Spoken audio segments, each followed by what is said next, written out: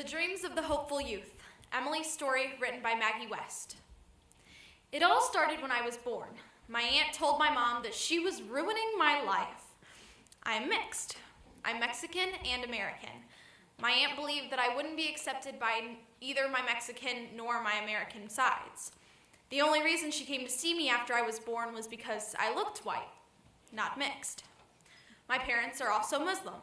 My aunt doesn't like that because she is a Christian. She posted on Facebook, "All I need to know about Islam and Muslims is the first 5 minutes of 9/11. My friends at school accept me. A lot of my friends are of mixed race.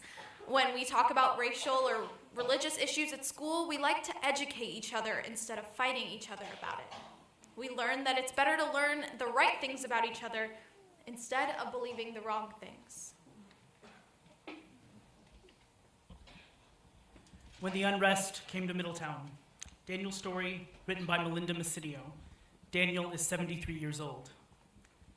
Things were so tense at that point in the 1960s. We opened the fire station doors and there was this group of black men there blocking the exit. They were keeping us from going out on call, and I'll tell you, we were scared. They weren't angry at us in particular. They were just really angry and wanted to let whatever it was on fire just go on and burn.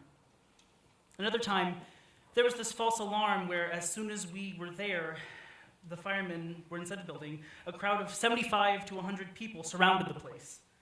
The firefighters of the truck radioed for help. It wasn't until officers with a dog came that the crowd was dispersed. There were deliberate fires set, too. There was this one time when we were called out to a small structure fire. It was an outbuilding that was burning, but as soon as we got there, the house on the property just exploded. It burned in a way that houses do when the fire is intentionally set. It was time to go off when we pulled up. We saw this other house where buckets of gasoline were strung up on hooks with fishing line. Only a small fire would be set, but once that line would melt, it was bad news. And here I was, this naive young white guy, not really understanding what was going on.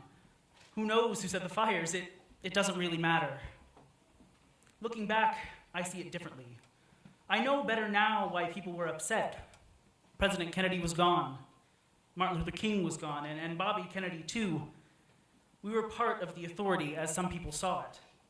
The unrest from what was happening in the big cities was making its way here, and it was bad. You know, you aren't even born knowing what race is.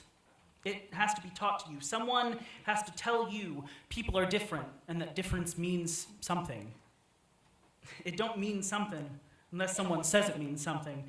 And even then, it doesn't really mean anything.